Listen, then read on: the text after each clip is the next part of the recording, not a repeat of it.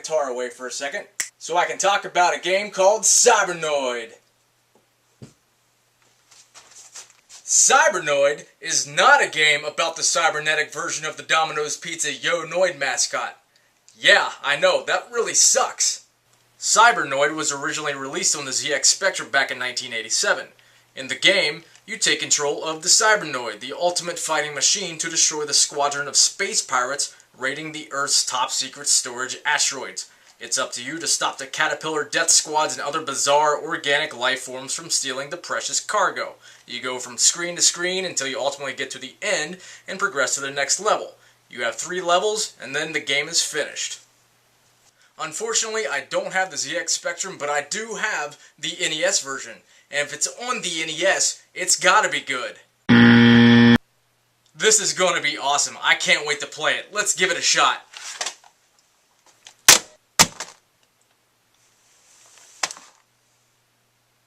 That's worked before, I swear. Alright, Cybernoid, the fighting machine for the Nintendo Entertainment System.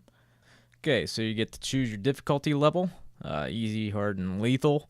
Lethal sounds a little too lethal, so let's just go ahead and start with easy, see what I'm getting myself into here. Whoa, I get 9 lives? That's pretty awesome. The other versions give you like 4 or 5. But 9 lives? I'm like a cat up in this asteroid, man. This is gonna be simple. Alright, so the controls are a little stiff. A shoots your main laser, it seems. B shoots the sub-weapon, a bomb of some sort. Nothing to do on the first screen, so let's go ahead and move on.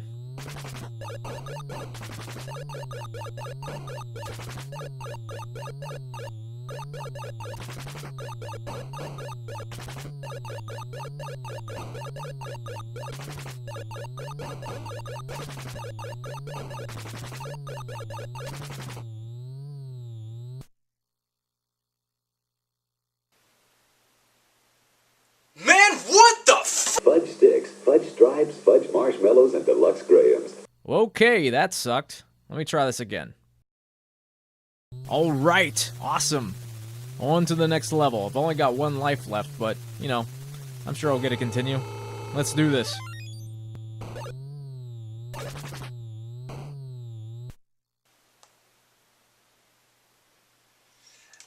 mother... Fudge, 3 delicious sandwich cookies in elf shapes. Fun cakes. Okay, so in order to properly assess this game's level of suctitude, I need to break this down into 5 different categories. Number 1, controls and gameplay. Number 2, graphics. Number 3, level design. Number 4, challenge. And number 5, last but not least, music. Controls and gameplay. The controls are pretty basic. The D-pad moves your ship in 4 directions. A shoots your main laser, B shoots your selected special weapon, and the select button toggles between your special weapons. And you can toggle them while you're paused too, much like in the Mega Man games. This is pretty helpful when you need to make a quick decision in a tense situation. But what is especially maddening about these controls, however, is that you are constantly being pulled down by gravity. If you don't touch the D-pad, you float down. So you are in a constant battle to stay steady. This makes areas that are heavily guarded by random enemies especially challenging to navigate. You start the game with 5 special weapons. According to the manual, this one's got everything. Standard laser blasters, sure, but more. Much more. There are megaton blasting bombs, genocide missile exterminators,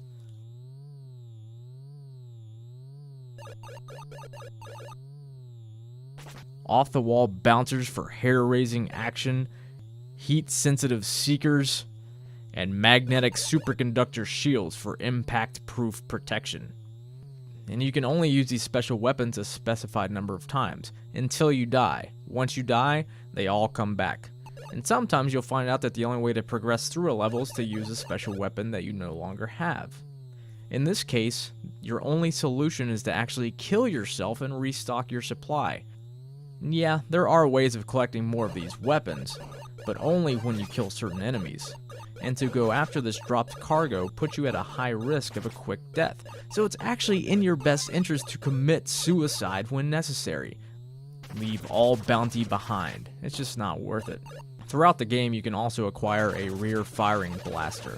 which reminds me a bit of Vanguard when acquired. You can also get something called a cyber mace. Yeah, I know, I thought it was some sort of pepper spray for robots too, but it's not. It's an actual mace that rotates around your ship, much like the turtle shells in Super Mario Kart. Here's what the manual has to say about the cyber mace. Then there's our top secret weapon, never before tried anywhere in the universe, cyber mace. You just have to see this one to believe it. The cyber mace is one of the most treacherous weapons known to the universe. It circles your Cybernoid ship, destroying almost anything in your path. Oh really, cyber mace? Really? Really? And one of a kind, huh? Then how's this dude shooting me all day long with an infinite supply of cyber maces? Sorry, Cybernoid, your weapon technology got snatched. You need to up your security, man. And the enemies just seem to die when they want to. Sometimes the cyber mace works, sometimes it doesn't. Sometimes your bombs work correctly, sometimes they work incorrectly, and sometimes they don't even work at all.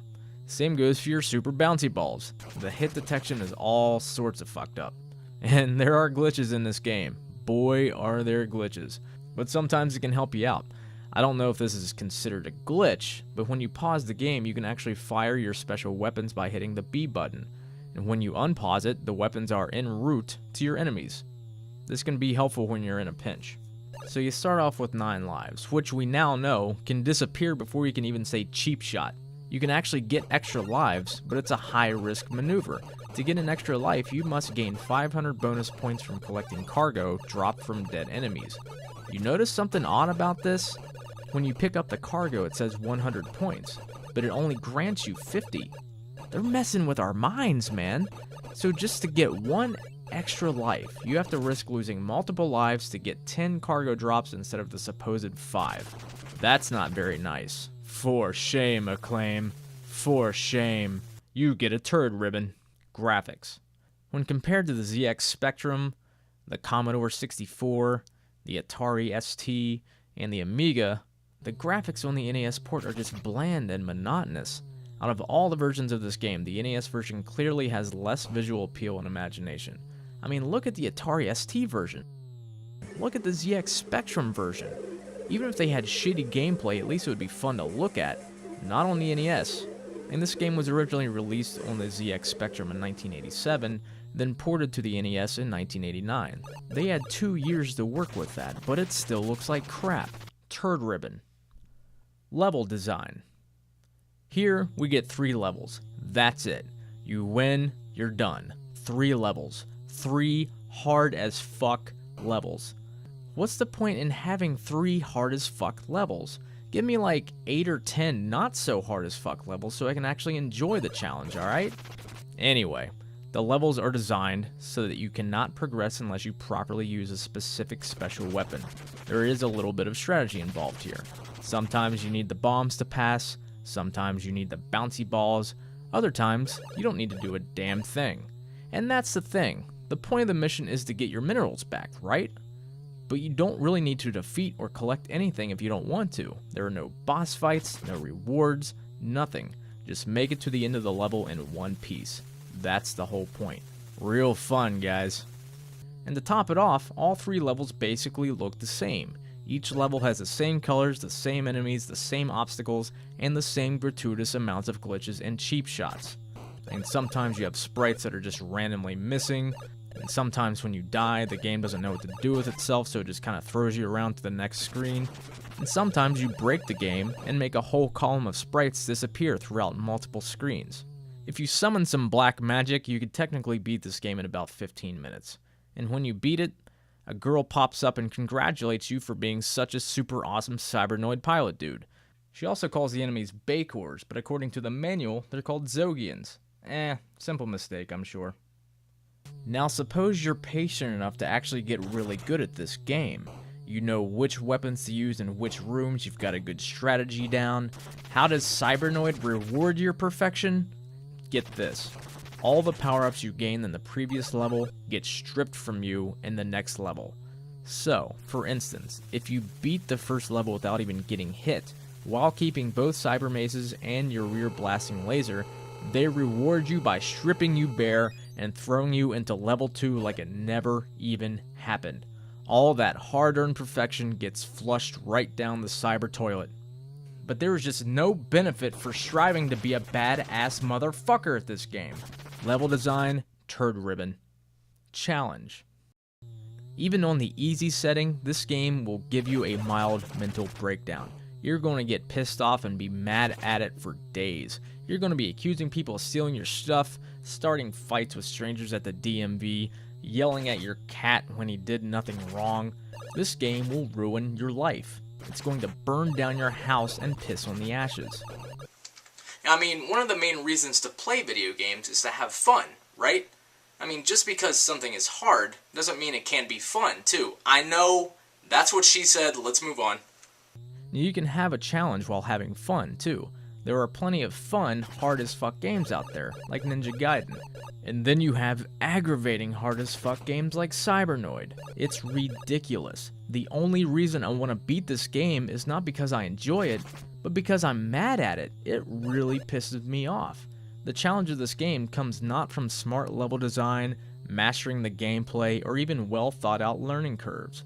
No, the challenge comes from cheap shot after cheap shot, which screws you out of a fair chance of winning.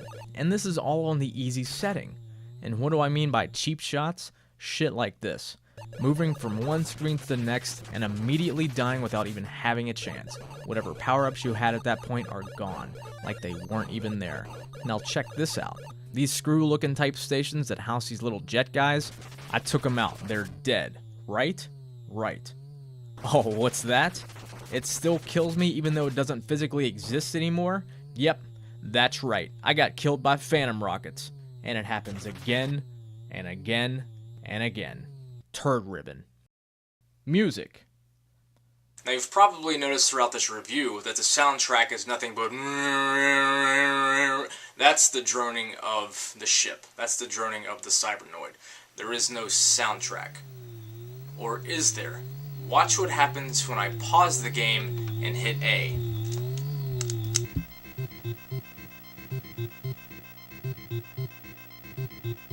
There's the soundtrack. Now let's just take a minute and listen to this song. Now what's funny about this is that the game's manual actually tells you if you want to switch to just sound effects, you need to pause the game and hit A. Now I'm sorry dudes at Acclaim, you got that shit backwards. The game starts with the droning and then you have to pause it and hit A to get the music. That's kind of messed up. Now about the song itself, it's really not that bad. It's definitely an improvement over hearing just nothing but droning while you're playing the game. But some of the parts get a little monotonous, but there are some cool sections in there as well. Now pretty much each version of this game on each system had its own different soundtrack. And my own personal favorite would be the one from the Commodore 64. Check that one out. Well guys, that wraps up my review for Cybernoid for the NES. This was my very first video game review, so I want to thank you guys for checking it out. I also wanted to thank the guys over at OneMoreCastle.com for putting together the whole review about Game Day thing. I think it's a really cool idea. Hope you guys also enjoyed the remix of the Cybernoid soundtrack that I did at the beginning and end of this video. And with that said, I want to thank you guys very much for your support, and I'll see you next time. Beardo out!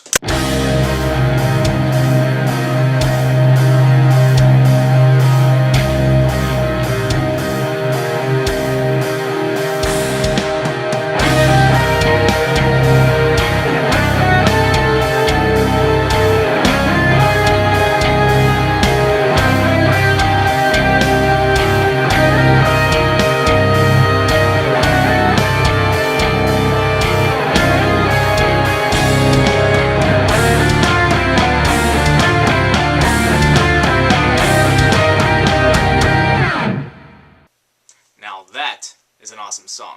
Well guys, sorry, my cat is right there licking his balls.